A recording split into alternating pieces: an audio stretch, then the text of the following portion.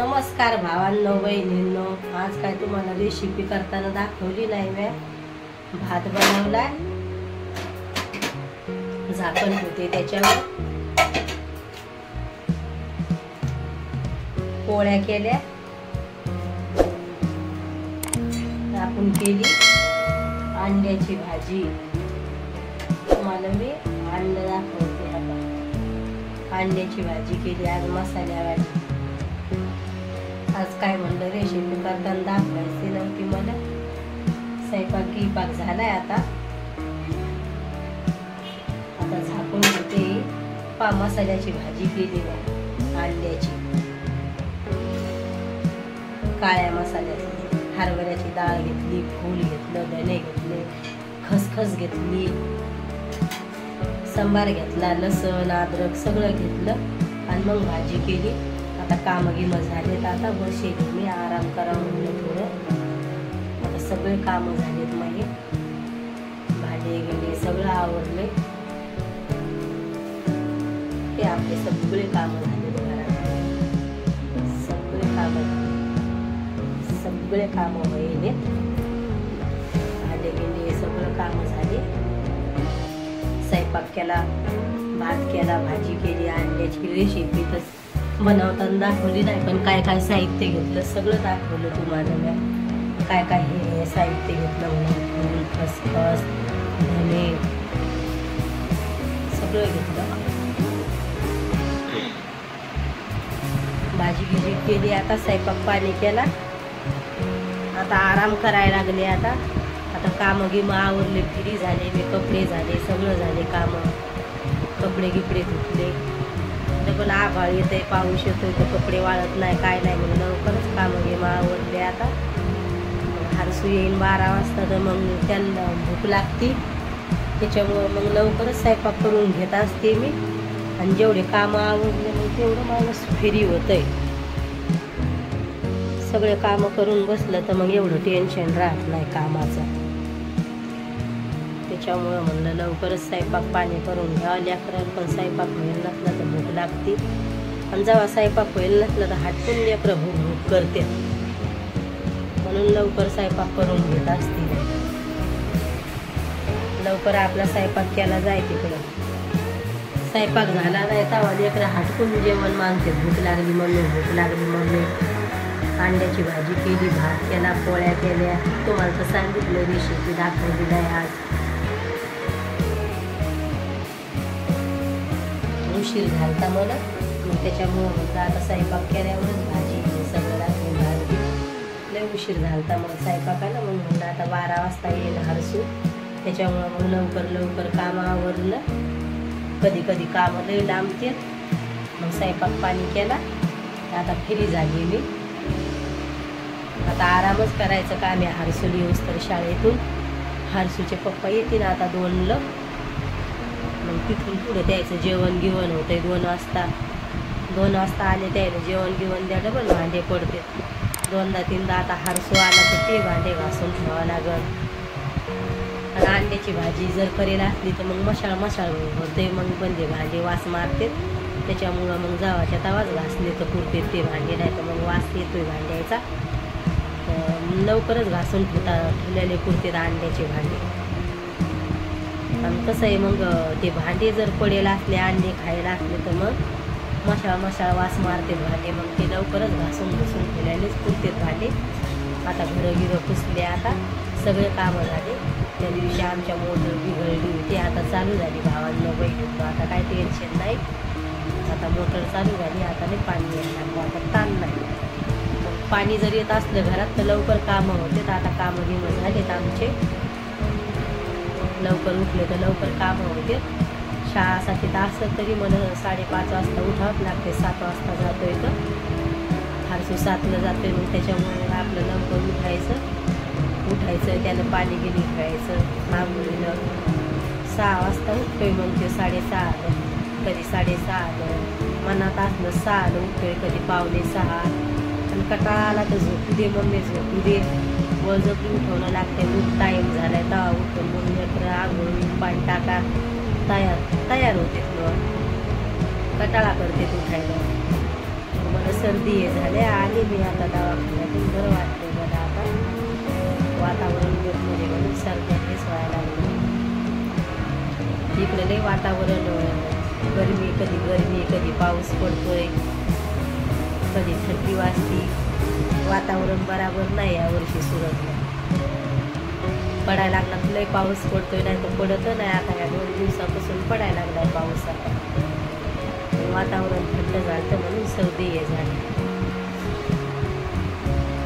त्यांना हरसूच्या पप्पा चालूच राहते थंड आणून, सर्द्या त्यात घडी म्हणलं आता आणा जाऊ नका थंड.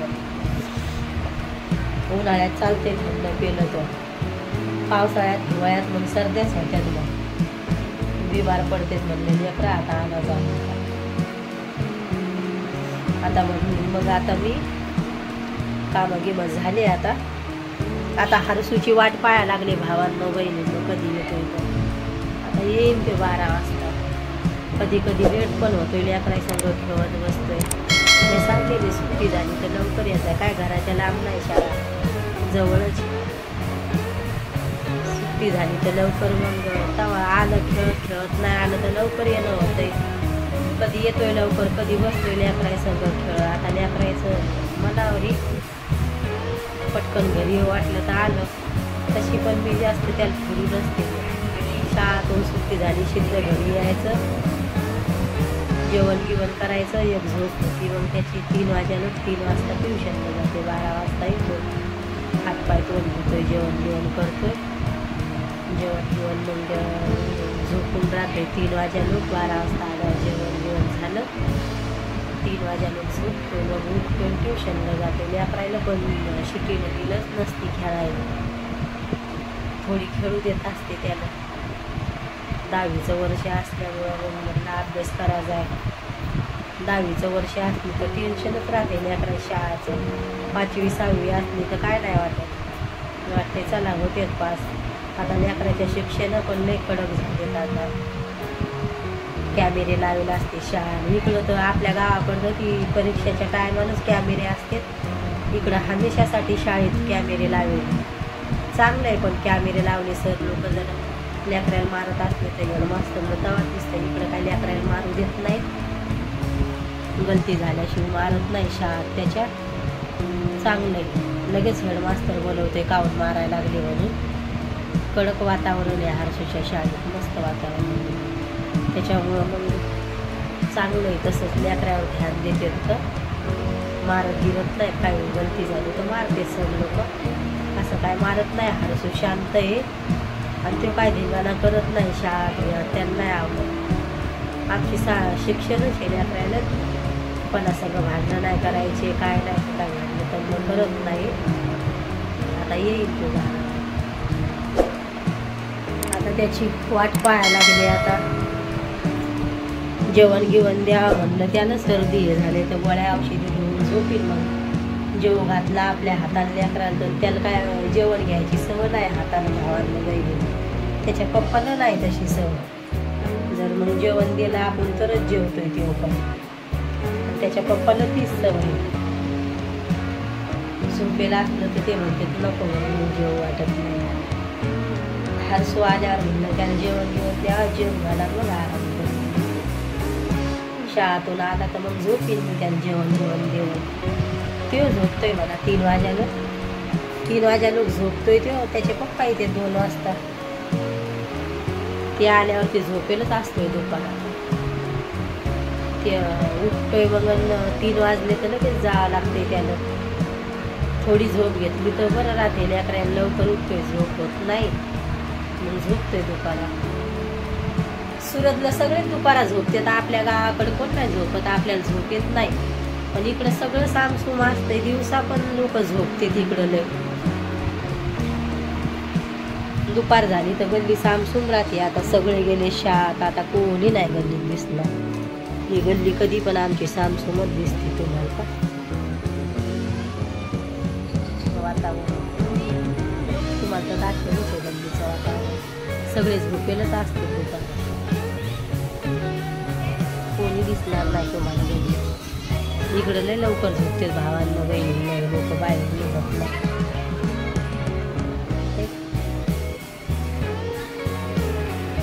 लेकरं शाळेत जाईल म्हणून कोणी दिसणार नाही तुम्हाला बाहेर, दिसतच नाही कोणी इकडं.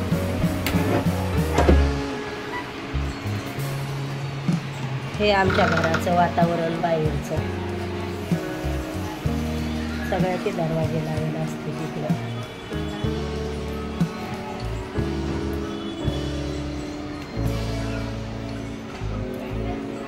हे खालचं पायऱ्याचं वातावरण.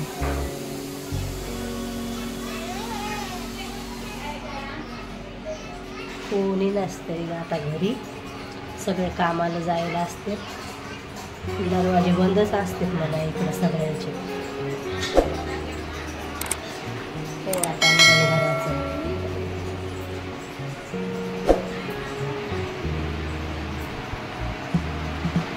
हे आमचा दरवाजा.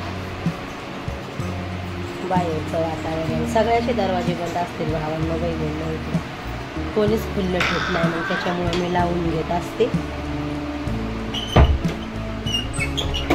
दरवाजे लावलेलेच पुरते शिटीला आपण आपले. सगळे दरवाजे बंद होते तर मग आपण कशाला खुल्लं ठेवायचं. गरमी जर वाटली तर मग पुढचा दरवाजा उघडा ठेवत असते मी.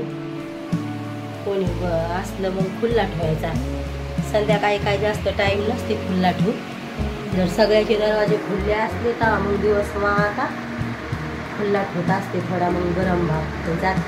तसा तो बाल्कनीतला दरवाजा खुल्लाच असतो. पण वट वाघूळ यायला लागली भावांनो बहिणींनो घरात. कुठून येते काय माहिती. बरं झालं याचे पप्पा घरी होते, मग त्यानं तिथं पटकन धरली. वट वाघुळांनी पाय पुसणीनं पटकन तिथं पाय पुसणी टाकली आणि मग त्यानं धरली फेकली. हारसुले घेऊ लागला. याच्या पप्पानं मग पाय पुसणी फेकून दिली. ती उडूच नव्हती लागली, चिपकली होती. लगे पणगावर जाऊन बसली भावांनो बहिणींनो. ती वट वाघूळ खडूळ काय काय येतं इथं. कबूतर काय ना काय येतच राहते.